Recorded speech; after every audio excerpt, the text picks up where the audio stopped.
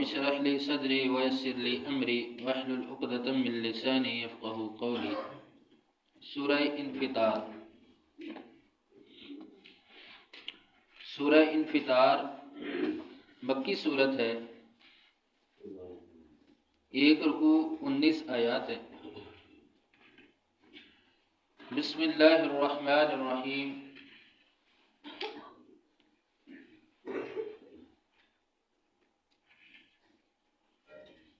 اذا السماء، جب آسمان، انفطرت، پھٹ جائے گا۔ اذا السماء انفطرت، جب آسمان پھٹ جائے گا۔ یہ 3 صورتیں سورہ انفطار، ایک سورہ جو ہم پڑھ چکے سورہ تکویر، انشقاق، ان صورتوں میں اللہ رب العالمین نے قیامت کا نقشہ، قیامت کے مناظر بیان کیے ہیں کہ اذا السماء انفطرت، جب آسمان پھٹ جائے گا۔ اذا ظرف زمان ہے، اچانک کے معنی میں، کہ جب اچانک آسمان انفطرت پھٹ جائے گا۔ انفطرت کہتے ہیں طول میں پھاڑنا، کسی چیز کو لمبائی میں پھاڑنا، یعنی اس کا چر جانا، چیر دینا۔ تو انفطرت، آسمان چیر دیا جائے گا، پھاڑ دیا جائے گا۔ اذا السماء انفطرت، جب آسمان پھٹ جائے گا۔ وَإِذَا الْكَوَاكِبُ، اور جب ستارے، انتصرت، بکھر جائیں گے، یا انتصرت، جھڑ جائیں گے۔ وَإِذَا الْكَوَاكِبُ انتصرت، اور جب ستارے جھڑ جائیں گے، اچانک ستارے بھی جھڑ جائیں گے۔ انتصرت کہتے ہیں کہ کسی چیز کا بے ترتیبی کے ساتھ جھڑ جانا، بکھر جانا۔ جیسے بیری سے بیر گرائے جائیں، جھاڑے جائیں تو کس طرح بے ترتیبی کے ساتھ وہ گر جاتے ہیں، جھڑ جاتے ہیں۔ تو کواکب جمع ہے، چھوٹے بڑے سارے ستارے انتصرت ہو جائیں گے، یعنی بے ترتیبی کے ساتھ جھڑ جائیں گے، گر جائیں گے۔ وَإِذَا الْبِحَارُ، اور جب سمندر، فجرت، پھاڑ دیے جائیں گے۔ وَإِذَا الْبِحَارُ فُجِّرَتْ، اور جب سمندر پھاڑ دیے جائیں گے، اچانک پھٹ جائیں گے۔ فجرت، پھٹ جانا، انفطرت، پھٹ جانا۔ فجرت کہتے ہیں کہ ایک کثرت کے ساتھ کسی چیز کا پھٹ جانا۔ اور سمندر میں بھی اللہ تبارک و تعالیٰ نے پردے رکھے ہیں، جیسے ٹھنڈا اور گرم پانی الگ الگ ہے، گدلا اور صاف پانی، میٹھا اور کڑوا پانی، اس میں فرق ہوتا ہے، نہیں ملتے ایک دوسرے سے۔ تو فجرت، یہ پردے بھی پھٹ جائیں گے۔ جب یہ پھٹ جائیں گے تو یہی سمندر ابلنا شروع ہو جائے گا۔ ہم پڑھ چکے ہیں کہ ابلے گا، چھوٹی سی ہنڈیا میں پانی ابلے تو کس طرح وہ منظر ہوتا ہے۔ تو یہ اتنے بڑے بڑے سمندر یہ ابلنا شروع ہو جائیں گے۔ اور فجرت، اپنی جو ان کی باؤنڈری ہے، جو ان کی حد ہے، اس کو یہ کراس کر جائیں گے۔ اس طریقے سے ان کا پھٹ جانا کہ سمندر ابل کر پھٹنا شروع ہو جائیں گے اور اپنی حد کو کراس کر جائیں گے۔ پھر جب کراس کریں گے تو پھر بہت بڑی تباہی ہوگی۔ جب سمندر اپنی حد کو کراس کرتا ہے، پانی نکالتا ہے، تو پھر کتنی بڑی تباہی ہوتی ہے۔ تو یہ ایک اتنا بھاری اور سخت منظر ہوگا، وہ حالت ہوگی ثقلت فی السماوات والارض۔ اللہ تعالیٰ نے فرمایا قرآن کہ آسمان اور زمین بھی اس بوجھ کو، اس بھاری پن کو محسوس کرے گی، ان پہ بھی ہوگا۔ یعنی اتنی بڑی چیزیں، آسمان، زمین، اس کے برابر انسان کیا ہے؟ کچھ بھی نہیں۔ اگر وہ اس سختی کو دیکھیں گی، ان پہ بھاری ہوگی یہ قیامت، تو انسان کے لیے کتنی بھاری ہوگی۔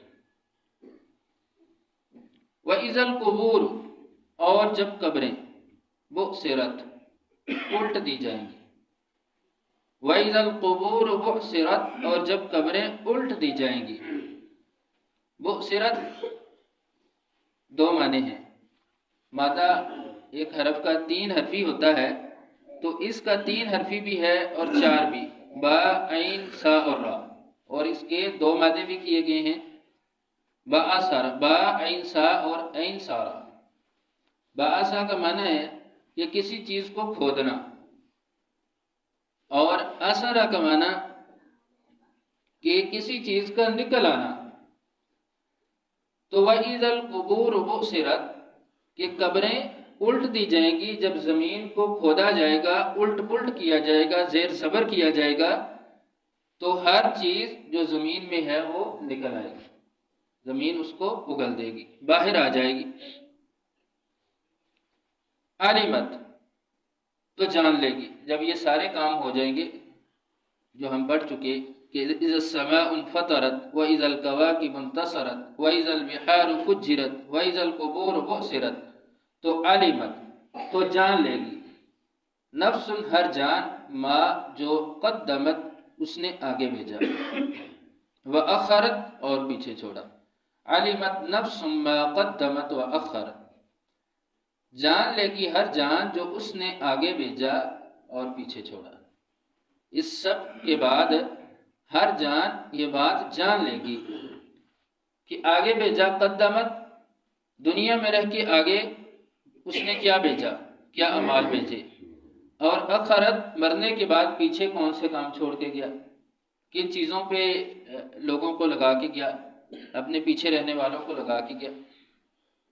یا قدمت و اخرت کا یہ بھی معنی ہے کہ اپنی زندگی کے پہلے اور آخری کام، شروع کے اور آخری یہ بھی دیکھ لے گا۔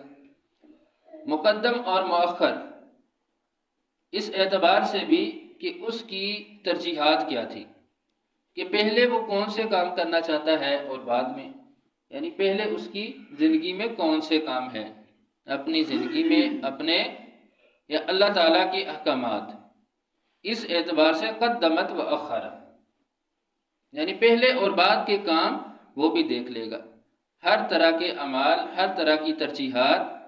پھر قیامت کو ہر نفس، ہر جان اس کو جان لے گی، اس کو دیکھ بھی لے گی، اس کو پڑھ بھی لے گی۔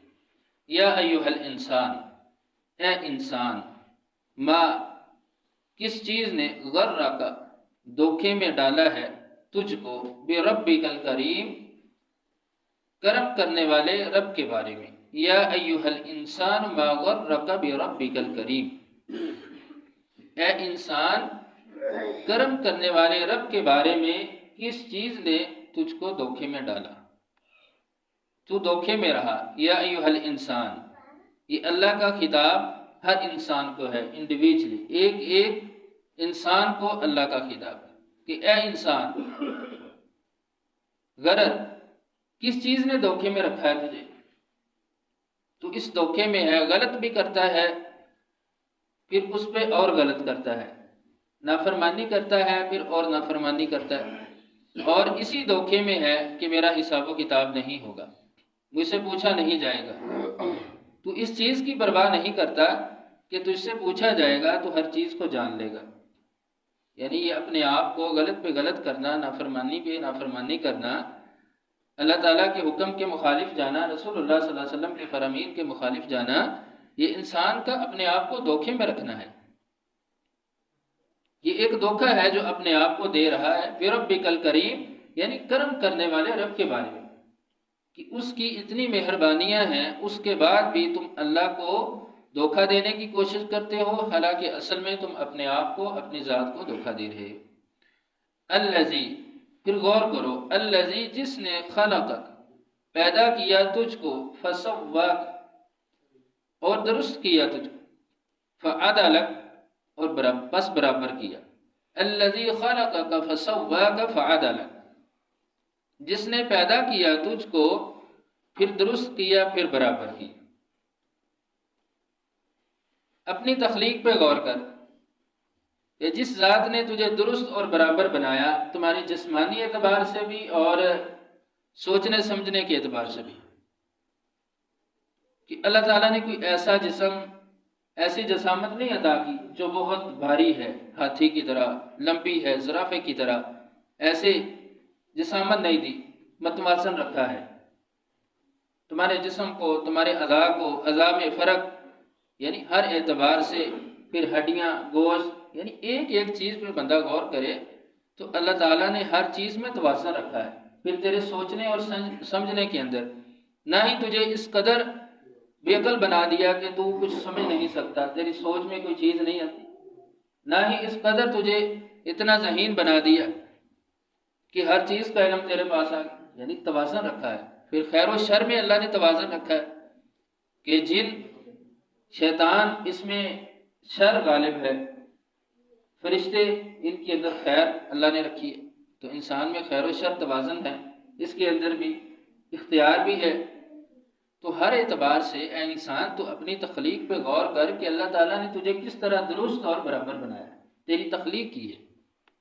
فی ای صورت، جس صورت میں ما شاء چاہا رکبک جوڑ دیا، فی ای صورت ما شاء رکبک، جس صورت میں چاہا جوڑ دیا، یعنی تیری شکل و صورت جس طرح اللہ نے بنانی چاہی بنا دی۔ شکل و صورت والدین پہ ہے، تیرے خاندان میں کسی پر ہے، تو جس اعتبار سے اللہ تعالیٰ نے تجھے چاہا اللہ نے جوڑ دیا۔ رکبہ کہتے ہیں ایک چیز کا دوسرے کے ساتھ جڑ جانا، رکبہ یرکب ترکیب، کھانے کی ترکیب، پکانے کی ترکیب، یعنی ایک دو زیادہ چیزوں کو آپس میں جوڑ دینا، ملا دینا۔ اسی طرح تیرے اعضاء کو ایک دوسرے کے ساتھ جوڑ دیا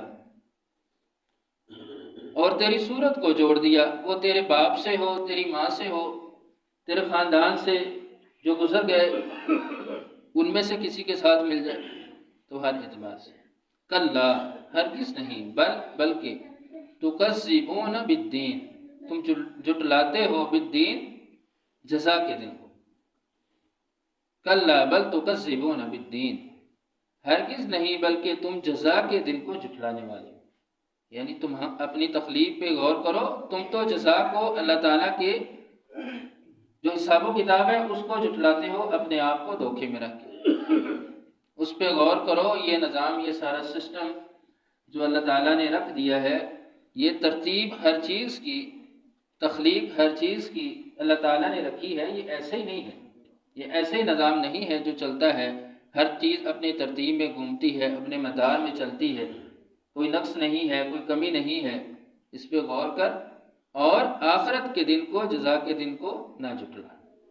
سبحان ربک رب العزت عما یصفون وسلام علی المرسلین والحمد للہ رب العالمین۔